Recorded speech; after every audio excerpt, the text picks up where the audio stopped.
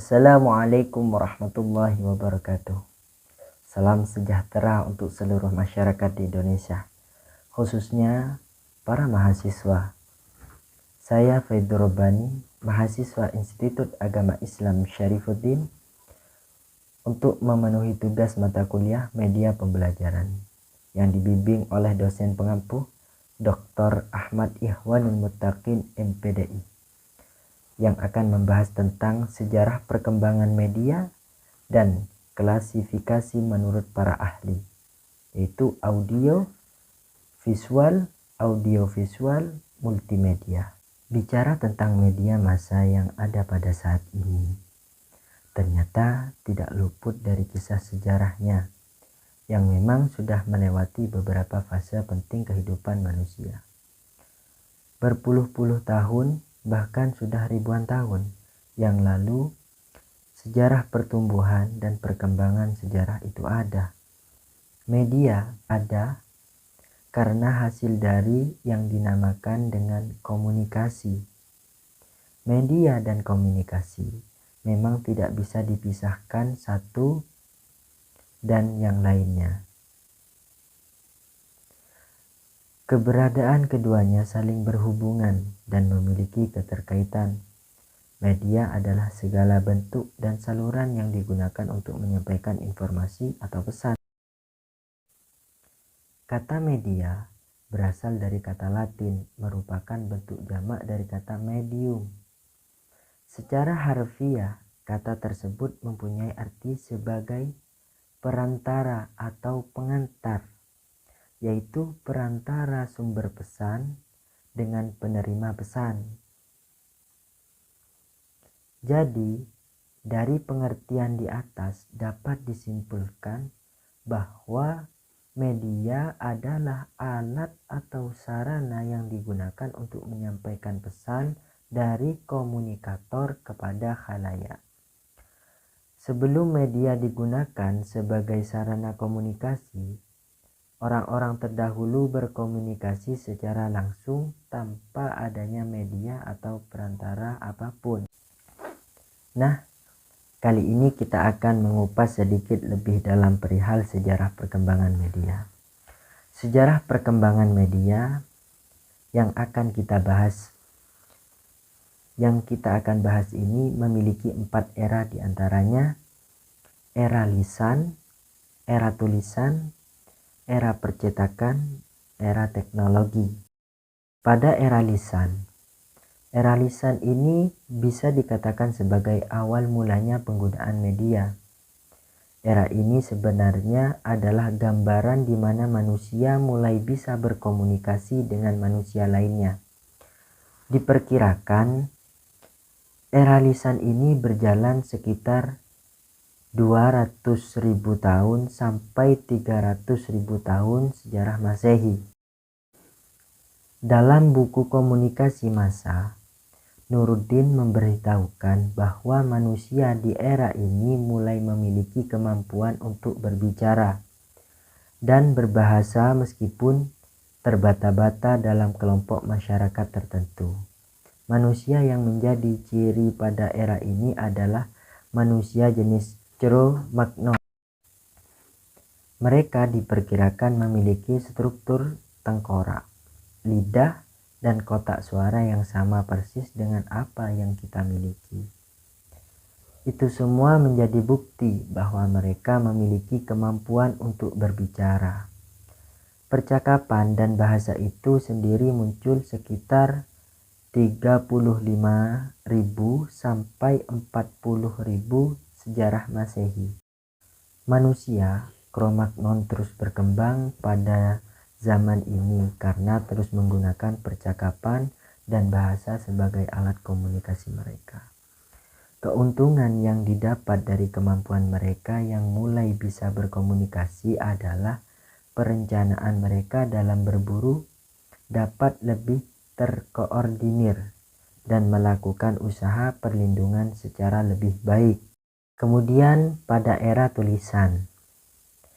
Sejarah perkembangan era tulisan ini ada pada tahun 1041 sejarah Masehi.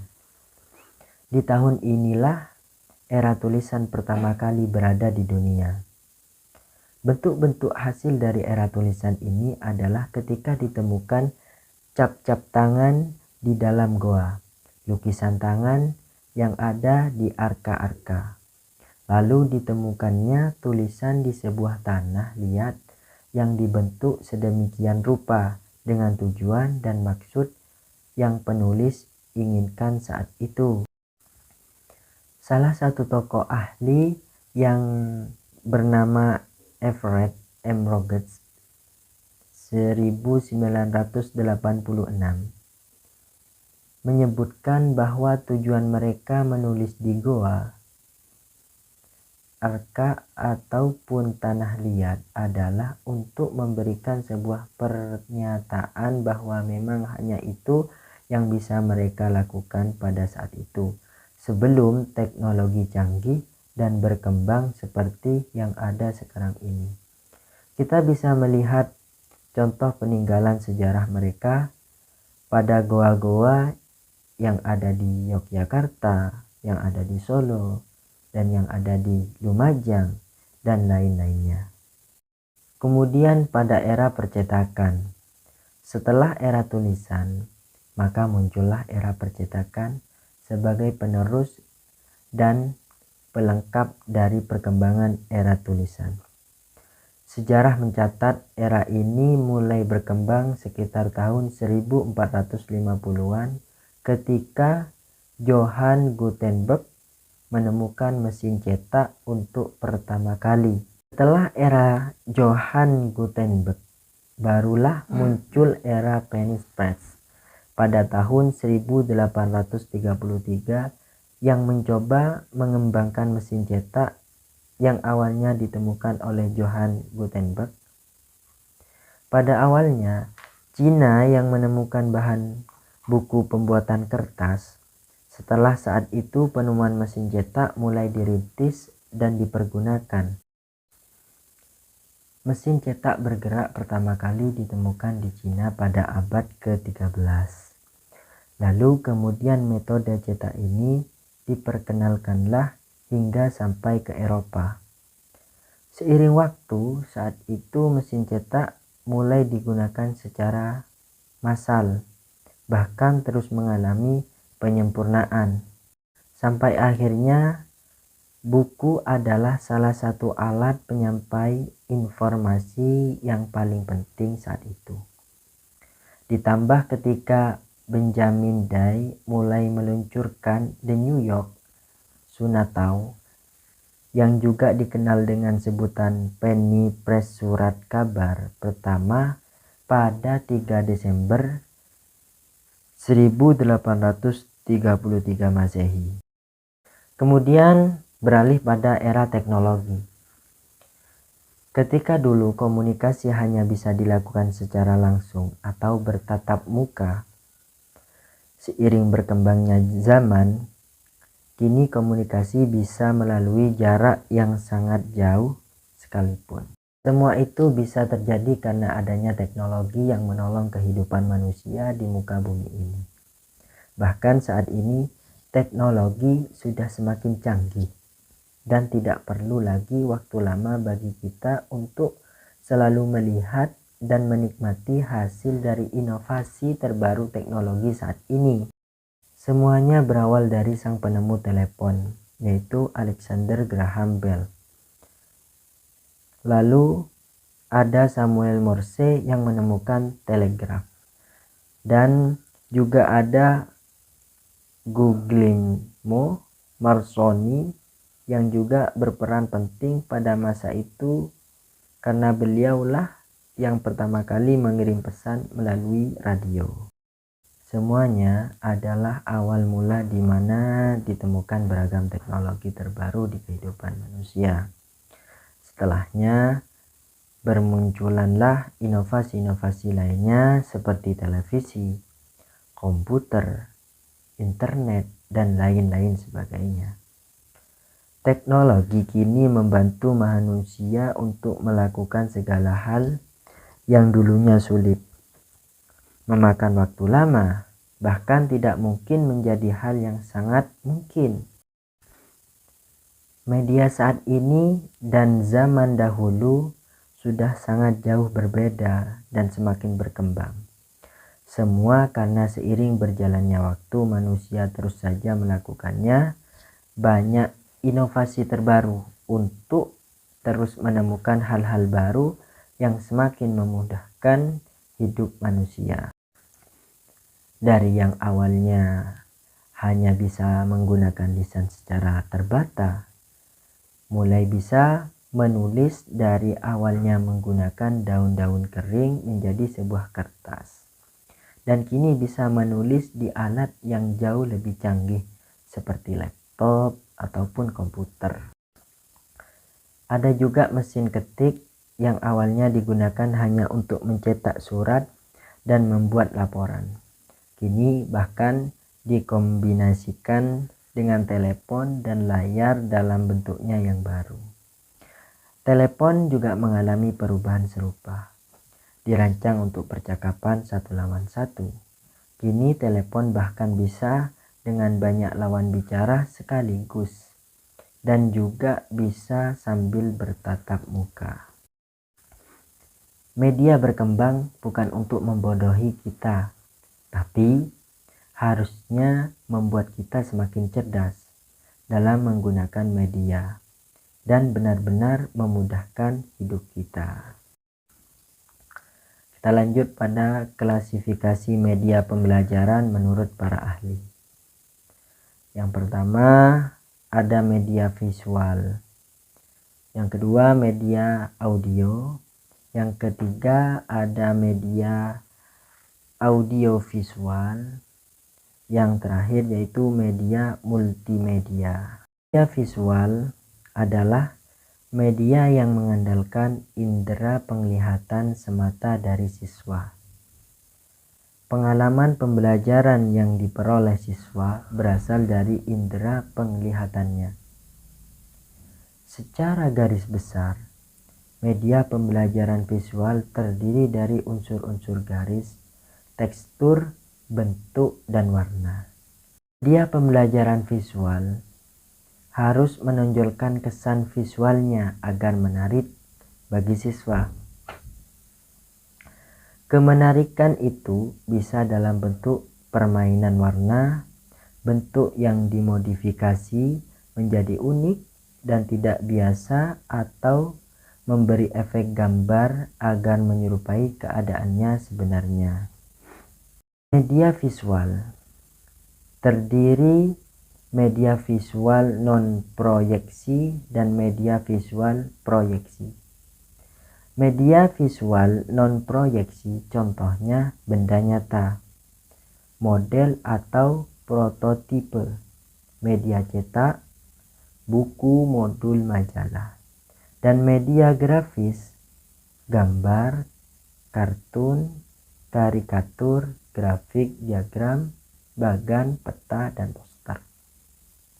Nah, sedangkan media visual proyeksi berbentuk hasil potret kamera, hasil program aplikasi pengolahan gambar, film bingkai atau slide, overhead projector, gambar digital, dan liquid crystal display. Kemudian lanjut kepada media audio. Media audio merupakan media pembelajaran yang mengandalkan indera pendengaran dalam menyampaikan pesan pembelajaran. Biasanya media audio digunakan untuk mempelajari materi yang berhubungan dengan lisan, pengucapan, dan sering digunakan dalam ilmu bahasa. Namun, tidak menutup kemungkinan media audio juga digunakan untuk pelajaran lainnya. Untuk memahami pesan yang disampaikan melalui media audio, diperlukan keterampilan mendengarkan dari si penerima pesan. Media audio digunakan lambang-lambang auditif dalam menyampaikan pesannya, seperti kata-kata, musik, dan efek suara. Jenis-jenis media audio yaitu radio, tape, piringan hitam, compact, dan MP3. Media audiovisual adalah media yang menggabungkan unsur visual serta suara secara bersamaan dalam menyampaikan pesan kepada siswa. Media audiovisual terbagi menjadi dua. Media audiovisual murni, yaitu baik unsur visual dan unsur suara berasal dari satu sumber. Contohnya adalah televisi. Yang kedua, media audiovisual tidak murni, yaitu unsur visual dan unsur suara berasal dari sumber-sumber yang berbeda atau penggabungan dari dua media, yaitu media audio dan visual. Contohnya adalah gambar pada OHP yang dikombinasikan dengan suara yang berasal dari tape. Media multimedia. Istilah multimedia digunakan untuk menyebutkan penyatuan teknologi digital dan analog di bidang hiburan, iklan, komunikasi, pemasaran, dan komersial. Multimedia berasal dari kata multi dan media, yang berarti banyak media. Pengertian multimedia adalah penggunaan beberapa media, yaitu teks, grafis, animasi, video, dan interaktivitas yang berbeda untuk menyampaikan informasi atau menghasilkan produk multimedia. Contoh multimedia adalah internet, game, dan computer assisted instruction. Terima kasih sudah menonton. Walahul muwafiq ila aqwamit thoriq. Sumassalam. Waalaikum warahmatullahi wabarakatuh.